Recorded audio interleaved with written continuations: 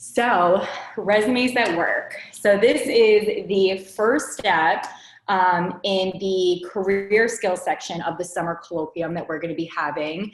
So, we're going to be doing other hard skills like cover letters, interviewing. So, definitely take a look at that. But before we get started on today's, I am Alexa Hamill. I am one of the associate directors for advising and programming at Beyond Barnard. So I see a lot of familiar names, which is great. So in addition to doing individual advising, we do workshops like these, and I'm also the primary project manager for Barnard Connect, our also networking site, as well as the Mentors in Residence, which is one of our mentoring programs that we have.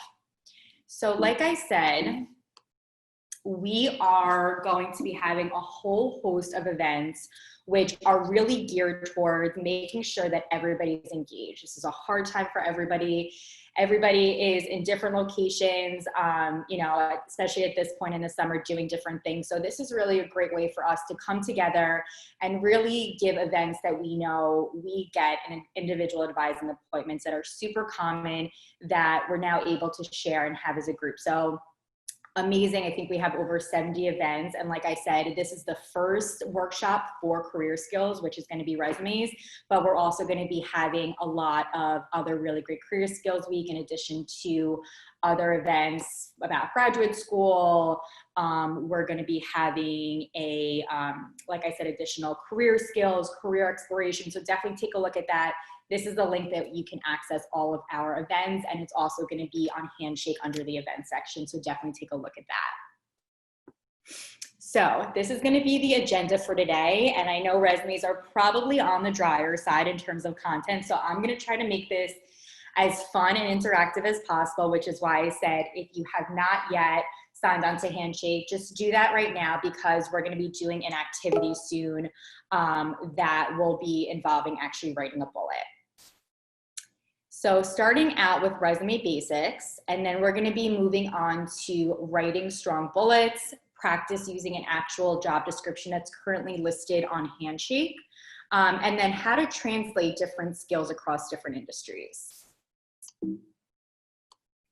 So now let's start with resume basics. These are the things that you want to make sure you're doing.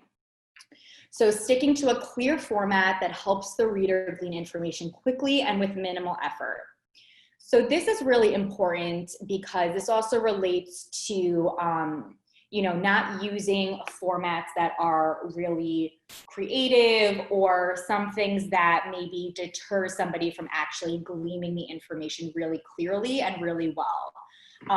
So sometimes I will get questions from students about, is it better to actually have a different format, different font, so that way it catches their attention.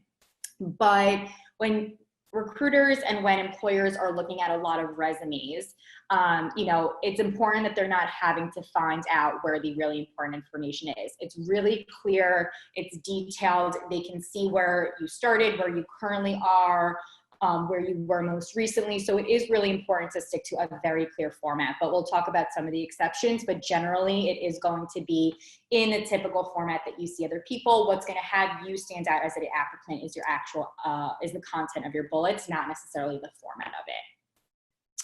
Edit to include the most relevant and significant elements in a single page. So there's a difference between a master resume and a job-specific resume. So a master resume can be pages long. As I'm sure most of you know, a resume is one page front-sided, but a lot of people, especially once they become juniors and seniors, may realize that they have more information that's starting to go over a page. So instead of trying to have a million different versions and figuring out how to save everything and getting confused, have one master resume where you have everything. It could be pages long, it could be very detailed, it's just for your reference. So that way, when you're making a job-specific resume, you're taking and you're referencing your master resume and taking what's most relevant. And because, as you'll see, the details of the bullets are so specific, you do want to make sure that you have this master resume, because the longer of a time you are from actually having that experience, the harder it is to remember those details. So having everything in that master resume can be really helpful. making it achievement and outcome rather than task focused. So some of the best resumes, and I think you'll see this when we start talking about the bullets, instead of just having what you did, having that why or outcome or achievement is such a critical part of the bullet because it shows the impact of your work. So for example, if you're doing research, just saying what you're doing the research on, how you're doing it is great, but if you can give a result, so maybe you made something more efficient by X% and you can actually point to that, amazing. Or maybe you can't actually quantify the result just yet, but maybe you're supporting, you know, a senior researcher who's then taking your data and actually using it maybe in a paper that they're writing. So by saying that that person is actually, you know, you're researching something to support senior researcher in publication of, that goes much further than just saying that you're doing research because it's actually showing that it's making a big impact. Beginning your bullets with a strong active verb. So this is really important when it comes to the bullets, which we'll discuss. Having your bullets start with a very strong active verb is very critical. Reason being is when someone is first doing that look of your resume, it's going to be a skim. So if you can start your bullets with these really strong action verbs, then what will happen is when someone is skimming your resume, it will entice them to read on. So it's important to use strong active verbs. And when I say strong, I mean actually starting out with what is your responsibility. So what does that mean? You may be assisting somebody else with something, but I'll use the research example. If you're assisting the senior researcher by doing X, Y, and Z, starting out with actually saying research X, Y, and Z to support will be much stronger because again, when they're kind of just skimming it and doing that first glance, they can see those transferable verbs very easily. Separating your bullets by skill. So what's important to do is, and I think sometimes it can be really overwhelming to take all of the things that you've done and kind of make it into these 3 to 5 really strong action verbs. So what you can do is, and a step that I think can be really helpful is first just writing out everything that you did. So once you have everything that you did, what you want to do is try to group together the responsibilities by the skill. So if they know within that experience you did research, they know you have that transferable skill, they know you have that capability. So if you can group together all of the high-level tasks related to research and put it in that bullet, that will be much more effective. So that way you can move on to a different, distinct skill that may not be research. So that way you can say, I have all of these different skills that I can come and just have you seen that as an applicant because you're needing as many different distinct skills as possible. Quantify and identify scope where possible. So with your bullets and with your resume, you want to be as detailed as possible. Sorry, I'm just making sure, I'm always really paranoid. Okay, it's just AJ saying people are in the waiting room. I'm always paranoid that people like can't hear me on these and then I'm doing an entire presentation and nobody hears me, but that wasn't that. So quantify and identify scope where possible. So you really want to give those details. If the reader can't necessarily understand how you're doing something or why you're doing something, 1, it may not hold value, or 2, you may be leaving out details that are potentially very transferable. So the more information you can give, the more the reader can glean out of it. So it's really just answering those basic questions. How are you doing something? Why are you doing it? Who are you doing it for? And when it says quantify where possible, if you can attach numbers to any sort of achievement or outcome, like I said, increasing efficiency by X%, or if you're a TA, if it's a really big lecture hall, saying that you're a TA for a class of 50 can look very different than being a TA in a seminar where it's a much smaller group because it's a lot more work, it's more effort. So that way they can really understand the amount of time, effort, and responsibility you have when you are quantifying. So now let's take a look at what a resume looks like. I think it's always easiest to see a final version sometimes before even starting, so you can get a really good picture of what exactly I mean. So let's just start out with the heading. You can see here it's a simple heading. The contact information is all on one line. And what you'll see is also, as I'm describing the resume, I'm going to point out these space savers because eventually it's going to come down to everybody will need the space saver at some point. So something as simple as just having your name at the top, having all of your contact information in one line is going to save you space. Education first. So you guys are current students. That's your primary job. So you're going to have your education first. Here you can see they have Barnard College. You can have of Columbia University, Columbia University. If your GPA is over 3.0 or over whatever minimum, if the job requires a minimum GPA, you can put that there as well. So effective headings, which is something that we're going to discuss. So a very common item that I see that I think is a really simple but very effective edit that you can make in a resume is grouping your experiences. And when I say experience, that could be volunteer experience, internships, on-campus involvement, anything that you're involved in that has to either do with the skill or the industry that you're applying to. By having a heading that directly addresses what you could be doing or what the industry is will automatically have you stand out. So a lot of times I have students say that I don't necessarily have the industry experience yet. But you can think about, maybe I don't have necessarily, I can't say STEM experience, but I have the STEM research experience, or I have mentoring experience. So those are skills, they're not necessarily industry. So if you have the skill related to what you're applying for, that's just as effective.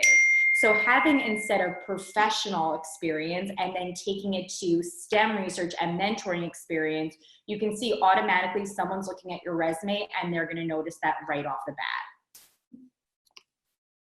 Right aligning your dates. This is just a formality. It's really important to do this, I think, because employers really want to see what you're currently involved in and most recently. So having your dates right aligned, it's really easy for that employer to see, and you want to have it in reverse chronological order, starting out with the experience that's most recent or you're currently involved in.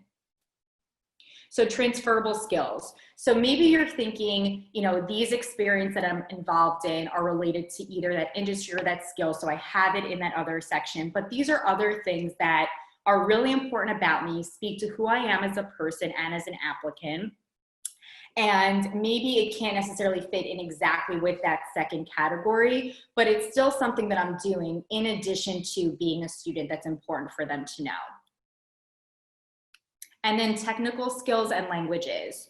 So this is your opportunity for really your hard skills. What are the skills that you have technically? This person happens to be applying for a very specific STEM research role, which is why they actually break it down by statistical analysis and software. But if you're not applying for something that's very technical, and most of the time I'll just see somebody have technical instead of really breaking it down and just listing the programs that they know, so Microsoft Office, Adobe, whatever the case may be.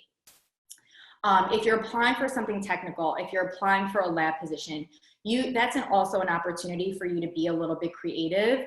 And maybe if you're applying for a lab, having lab techniques. So maybe you couldn't necessarily put it in a bullet because you haven't used it in an experience yet, but it's important that they know maybe in a classroom you've learned it or kind of on the side. So it's important that they know you have that capability if you need to, and this is your opportunity to put it in this section if maybe you haven't put it into use. If you have put any of these skills into use, though, do make sure that you're actually incorporating it into your bullet, like I said earlier. This could be how you're doing something. So if you did apply it, it's also important to put it in that bullet section. Okay, so these are some don'ts. Some of these things I already referenced when I was referencing the do's. So using qualitative, vague terms to describe the details. You won't necessarily always be able to quantify everything, which is fine. but at the same time, you don't want to use your space to use, and this kind of goes with the second bullet, adjectives or these qualitative terms. It's not necessarily your time to assess kind of how great something is or large something is.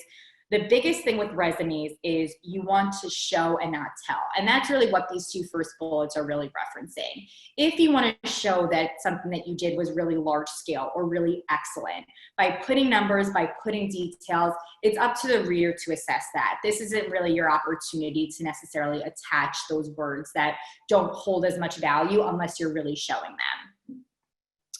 Try to differentiate yourself with an unconventional format. Again, I spoke about that. There are some exceptions when you're applying for jobs in very, very creative fields.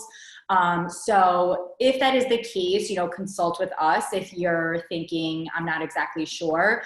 But I will say that you want to make sure that it's very explicit that they are looking for something that's not a typical format. I wouldn't necessarily infer that just because it's a creative job, you should change the format. Usually in the job description, they'll say something like, something maybe quirky and say, we want to see your personality, or, we want to see your skills. So just make sure that you're really keeping that in mind. And again, you can always consult us at Beyond Barnard if you're not sure if you should change up the format. Also, not including everything you've ever done. This is a super common thing I think I see, especially without students realizing that difference between a master resume and a job-specific resume. So it is really important that it's better to leave off what's not most relevant and have this space on your resume to really be able to describe all of the things that you did within that experience. I would rather see somebody only have the most relevant transferable items rather than having everything they've done with only one bullet. Because again, it only holds so much value if you're a peer tutor. If you're not highlighting those transferable items for them, they won't know. So it's really, really important that you do that. And at the same time, in terms of format, you don't want to try to make your format so narrow in the margins or so small in the font to fit everything in.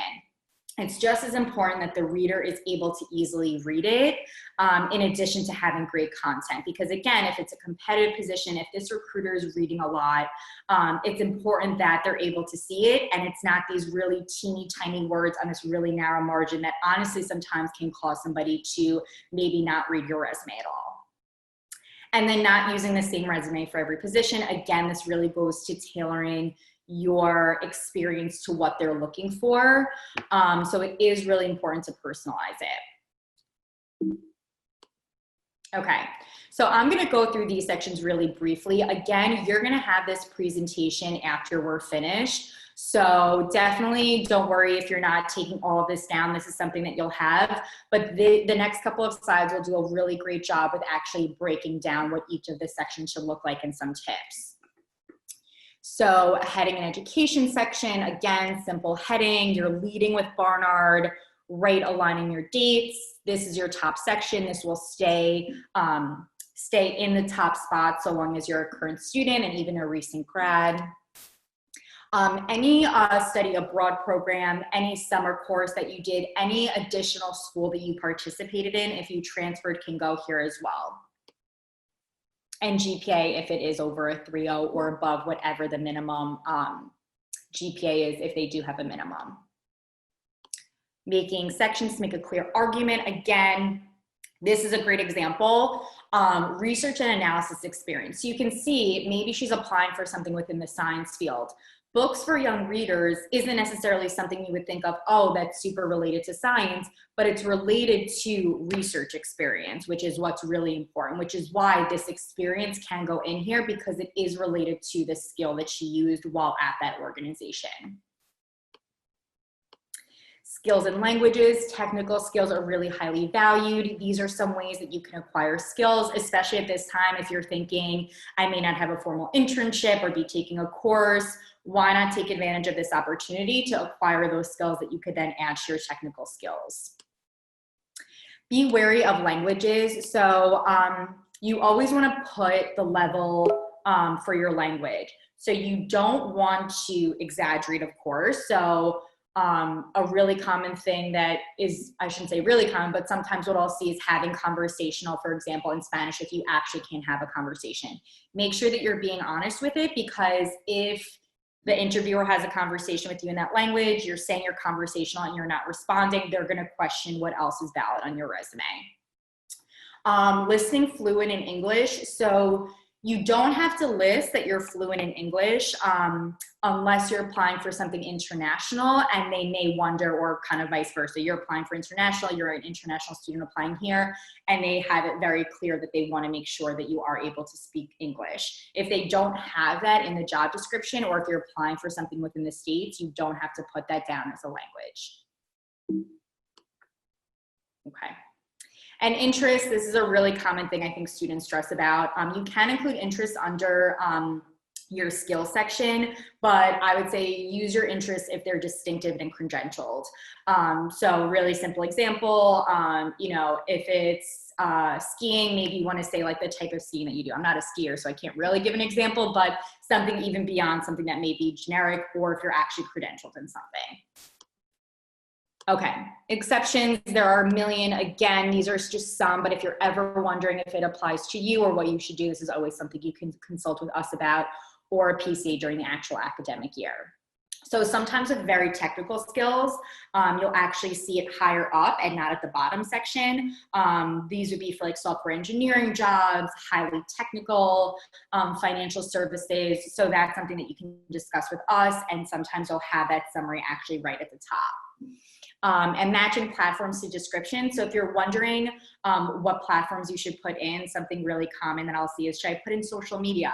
If your job involves social media, then definitely make sure that you're putting it in.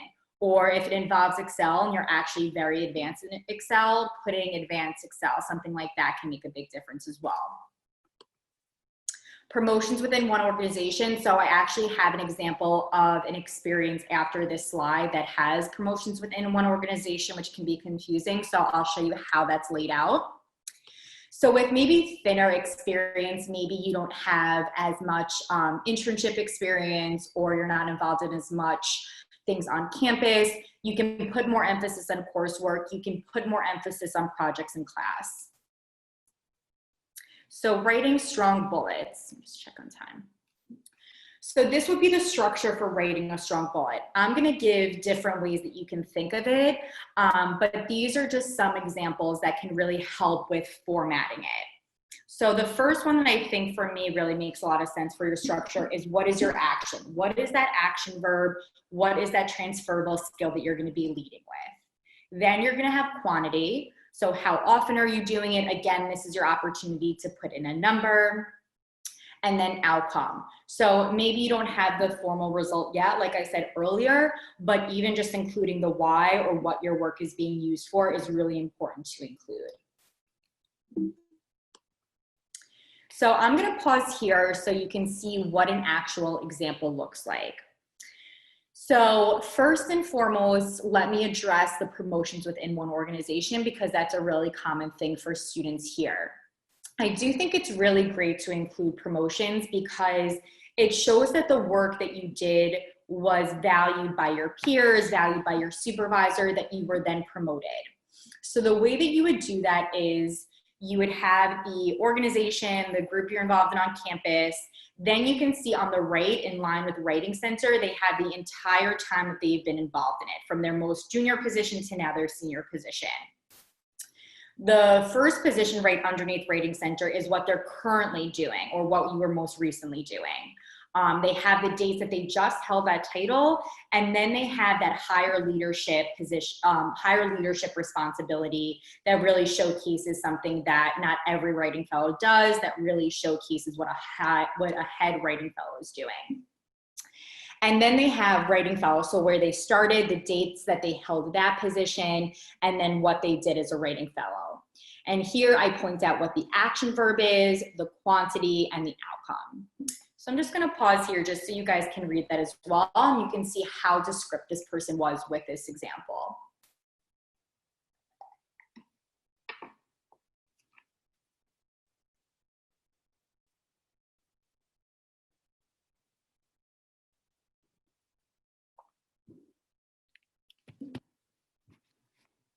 all you guys? Okay, cool. Okay. This is another way that you can think about formatting your bullets. So situation, creating the scene. Again, what were you doing? Task, what was your role? What is that verb? Action, really being descriptive, how you did something, why you did something, who you were doing it for, and the outcome of your effort is the result. Writing a strong bullet, again, you want to always use the job description as your guide for what you're choosing when you're writing those action verbs and when you're thinking about what responsibilities do I want to highlight. So I would say these are great examples of just general, really good, strong verbs. So maybe you're not applying for something right now and you're just looking to have a really strong resume there.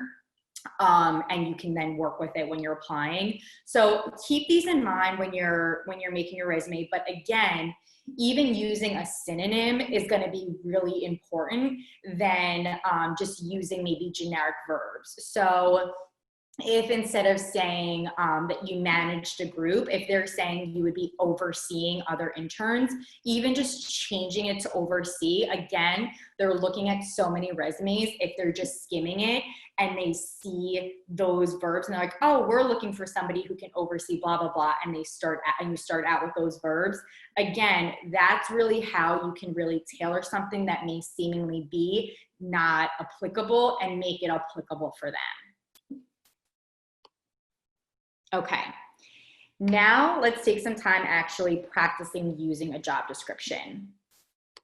Okay, so here we have an actual on Handshake publishing internship that is currently posted. So what we're gonna do is,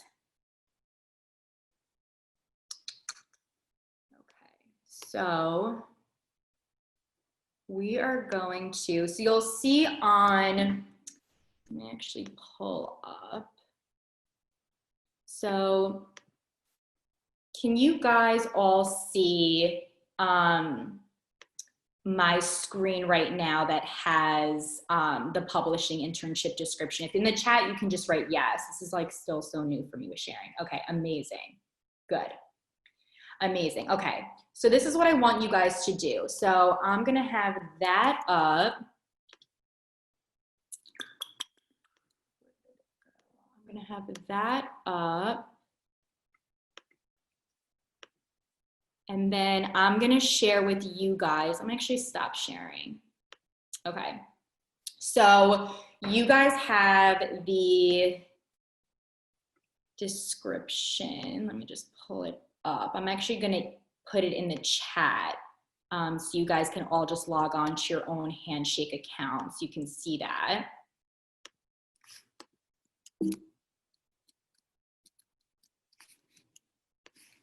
Okay, so this is the,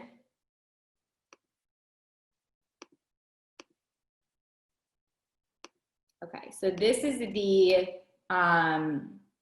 actual description. And then I'm also going to email you a shared doc. So in the shared doc, what I want you to do is, I'm gonna ask that you, it's a very detailed, I purposely picked a very detailed job description. I want you to take any experience that you have. It could be volunteer experience, internship experience, anything at all. And I just want you to write really one strong bullet that you think is applicable for that job. And I have an example in the share drive that you'll be putting your bullets in just so you can see that. And then once you guys are done, then we can kind of come back, and then from there, we can discuss maybe some of the edits that I have and some additional details that I would recommend that you guys put in. So this is also a little bit of an advising session because you guys can actually start creating really great bullets. So if you guys, again, I'm like so paranoid with these. I prefer in person so much more. So if you guys can just write yes or ask a question about the exercise, just so I know that I'm explaining it clearly. So write yes if you understand, ask a question in the chat if you're not exactly understanding what the task is. Amazing, you guys are great. Okay, cool.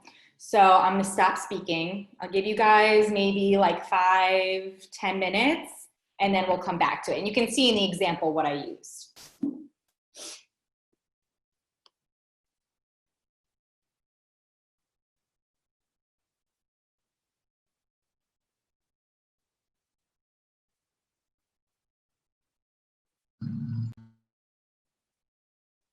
You guys can't access the document, the shared doc? Okay. So then what you could do is just put it in the chat then. I mean, that's fine. We're all going to see it anyway. So you can just put it in the chat instead of the shared doc.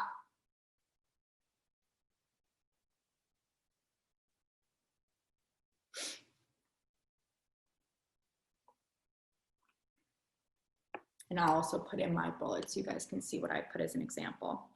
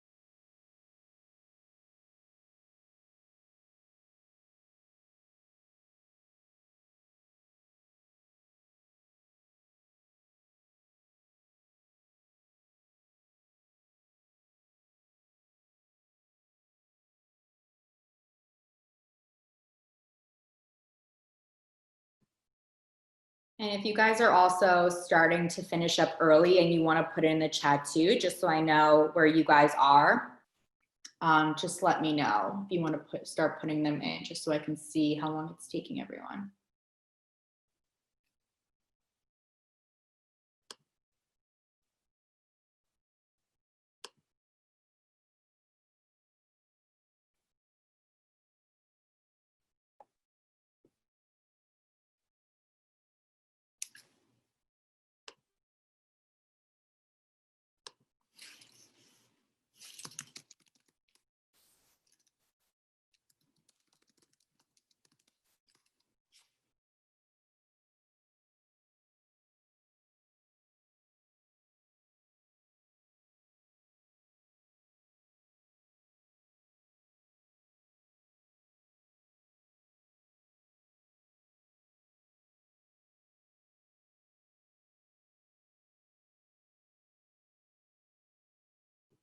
And for everybody that's just joining, because I'm getting some questions. So the request, and if you scroll to the top, you'll see I sent a link to the job description, and you're going to be writing a bullet that would be transferable that you can then support whatever the description is requesting. So think of any of the experiences you're involved in, internships, volunteer experience on campus, and just make sure that you're creating a bullet based on the structure that I previously discussed that you think would be transferable. Once you have that, you can just share that with everybody in the chat.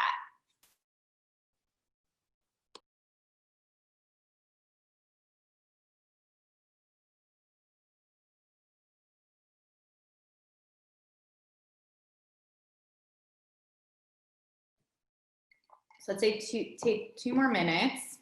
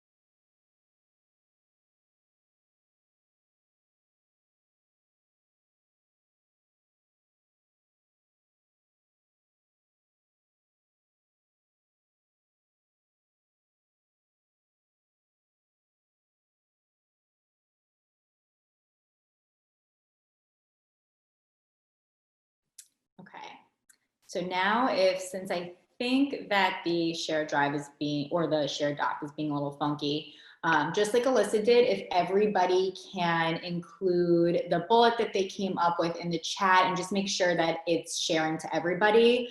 If you can include that now, that would be great. So we can all kind of give our input with that.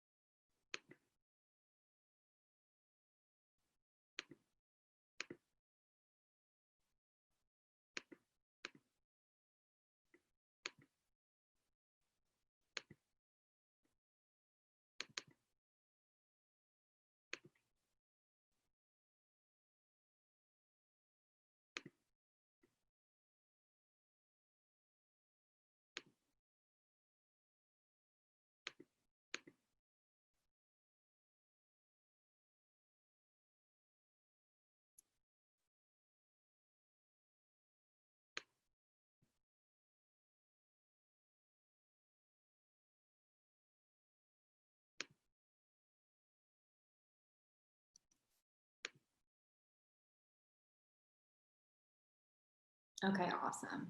Cool. So before I start reviewing yours, and I want to be mindful of time, so I don't know if I'll get to everybody's, but just so you have an idea of what I included and what my thought process is. So I had create Instagram post weekly. So automatically off the bat, they said social media. So I'm thinking, when was a time that I used Instagram? So create Instagram, that will catch their attention. Quantity, the fact that it was weekly, and the fact that it was the company's Instagram handle, so their main handle, and I quantified how many followers, so that outreach. And why am I doing it, or what was the outcome? It was to promote upcoming events and describe what those events were. So this is transferable, and this is, and I think something that may have some students pause and say, like, how transferable is this, or may not think that this is transferable, would be that what I'm promoting or what I'm posting had nothing to do with publishing. So these employers are not necessarily saying, why does the student not necessarily have all these transferable skills, and not only that, but the exact industry experience? Employers are not thinking that way. They're not having that expectation. They want to make sure that you just have those foundational skills, those skills that they could then take and teach you how they do it in their way. But the fact that I just have experience posting on social media, I can be trained to really post on their style, what they're posting on, but I have that skill, I have that experience that was to a very large audience. So now let me take a look at some of the bullets that you guys have.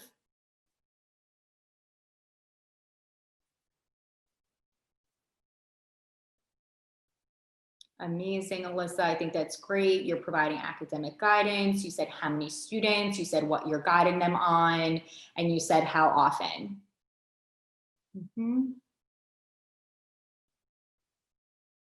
Great, Cassie. Again, the courses that you're advertising, you're saying exactly the social media outlets that you're doing it on. It's not necessarily about publishing per se, but again, it's a very transferable skill.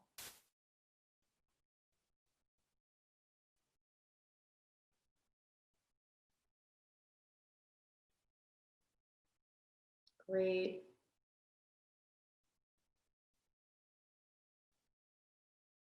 May, I think that's great. Communicated with over 20 alumni donors. Why were you doing it? To improve alumni relations and collect contact info. Amazing. So again, I don't want to spend too much time on it, but I think that you guys, every single one of these is something that I would put on your resume. So I think that's great. Awesome. Okay. So now I'm going to go back to my slides.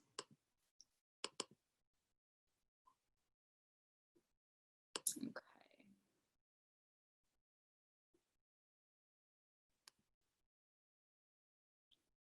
Right. Okay. So now we're going to go over translating. Sorry, I'm just going to exit out of this one because I'm coming from my Mac.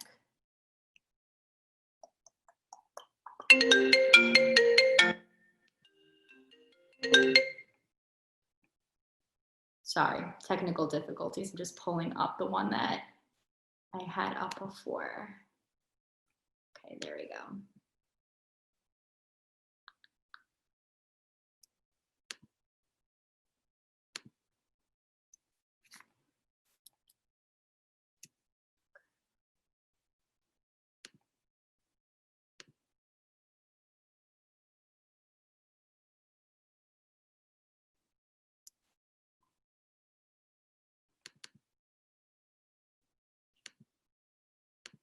There we go. Okay, so now we're going to talk about translating various skills across industries. So make sure that I am, sorry, this is like getting to be harder than I thought. Okay, so translating various skills across industries. So like I said, it's not the expectation from the employer that you are going to have all of the industry experience. They know that as students, you're still figuring out what you want to do. You're still exploring. What they want to know is that you just have skills that you could then transfer over. So maybe the content or what exactly you're writing about or what exactly you're researching isn't exactly the same. But again, you have those foundational skills that they could transfer over. So these are some examples of valued skills that I'm sure if you think about in every single one of your experiences that you can go back to and say, there was a time you worked on a team, maybe not leadership just yet, but you're communicating with other team members, you're communicating with students, you're communicating with a supervisor. So if you're getting really stuck and you're thinking, what's really transferable? Again, use the job description always as your guide. But then for now, if you're kind of just thinking, how can I start making a generic resume that I can work from? These are valued skills that are really transferable regardless of the industry that you're going into. These are some really common positions that I will see that students are involved in on campus that, again, thinking how can you really translate what may seemingly be very different, being a tutor and being involved in a lab, but have a lot of really great transferable overlapping qualities. And again, don't worry about taking notes on all of these. You'll have this slideshow after. And then verbs for every industry. So these are examples of verbs that you can use really in all of these different industries. And again, looking at what's in nonprofit, look at what's in consulting.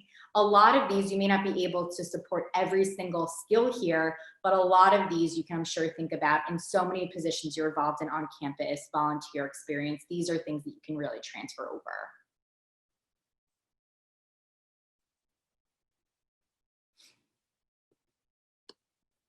Okay, so I'm gonna stop sharing now. Again, I'm really sorry about all the technical difficulties. I guess I didn't realize how hard this presentation was gonna be over, over Zoom.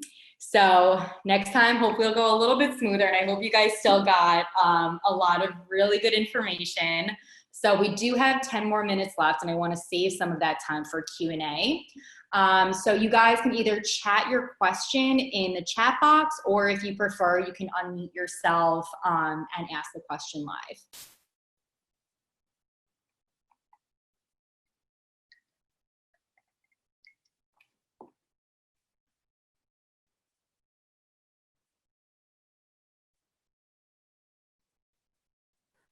Hi, I was wondering if you recommend including a skills section for people who aren't going into a STEM field or don't have like specific computer programming skills. Like, what would skills look like for humanities people, for example? Yeah, that's a great question. So the skills for the example that I showed are very specific because they're going into something very tech heavy. So you can see, I think they broke it down by like software analysis skills, blah, blah, blah.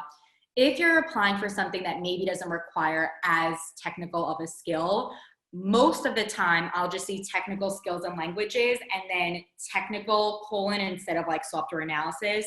And typical programs I'll see, like I said, Microsoft Office, Adobe, social media handles. I mean, I would really let the job description guide you towards what platforms you're including. So like I said, if you're doing something with social media, if you're having to Photoshop as part of your job, like let that guide you.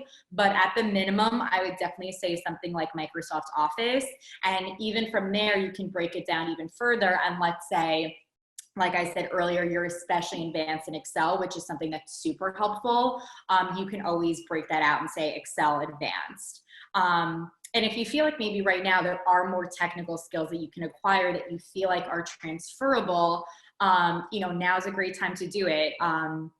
Something as simple as YouTube. I know originally one of the first presentations we did as part of the summer colloquium was how you can acquire skills now.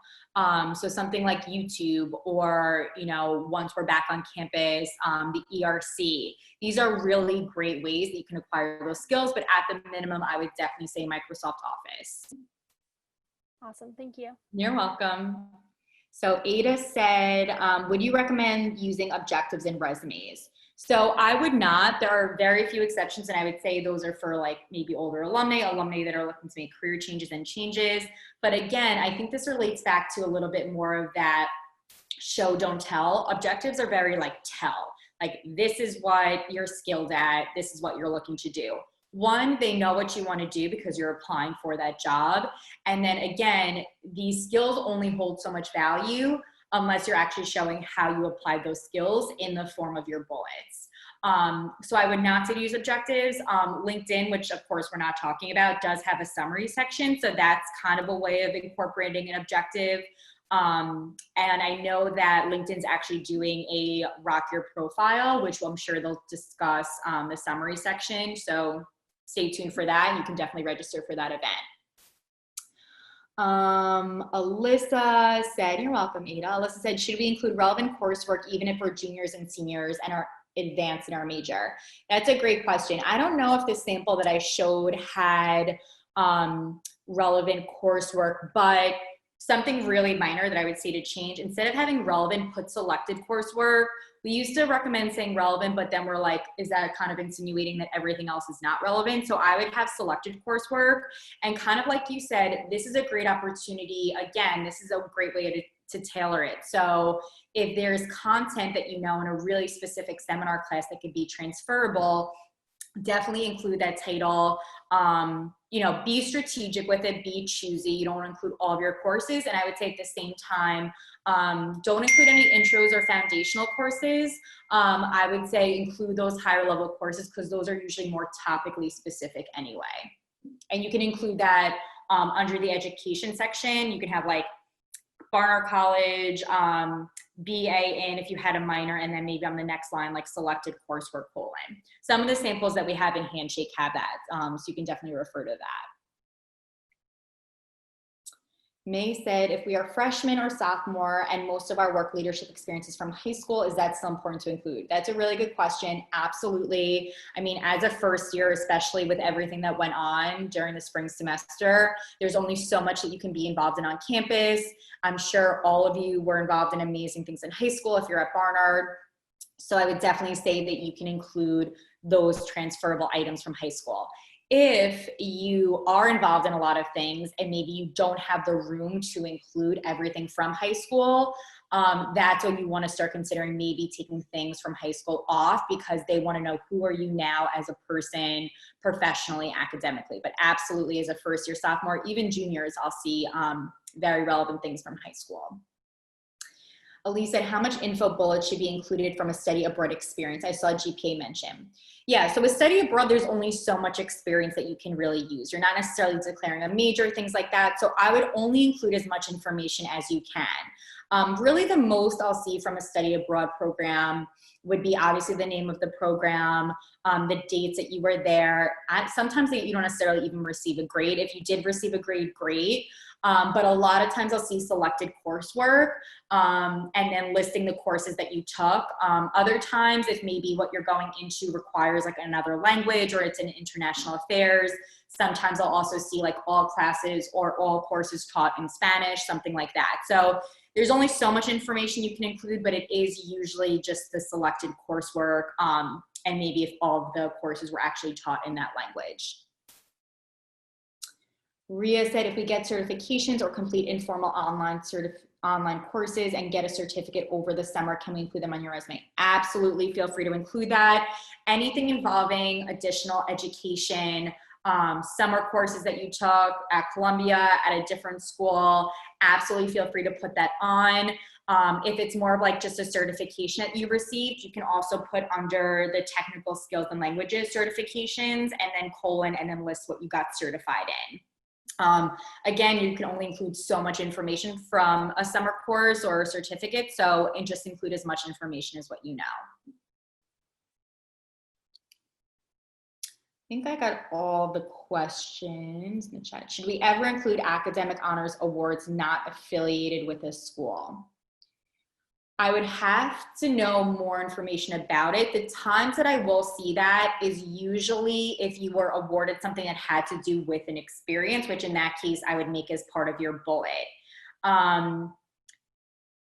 Again, it's hard to say. Other times, sometimes what I'll see is, which isn't that common, but if you received a lot of honors and awards that are especially relevant for what you're applying to, I sometimes will see an actual section that says it, and then a description of what you had to do or what was involved in the honor, and then as a result of receiving that honor, what you got from it or what was required of you.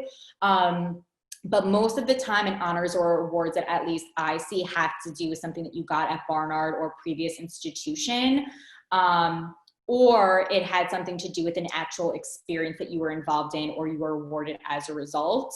And then finally, and this is again getting into maybe a little too much information, I don't usually see too much academic honors and awards unless it's a CV, which is a whole different thing. So if that is the case, you know, we also do discuss CVs and the differences between a resume and a CV.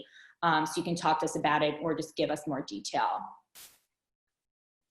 If we have other relevant links like GitHub or portfolios, absolutely, definitely include that.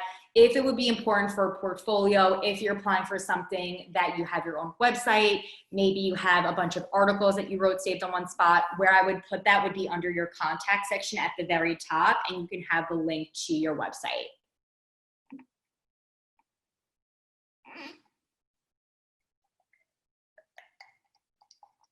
You're welcome. So any final questions?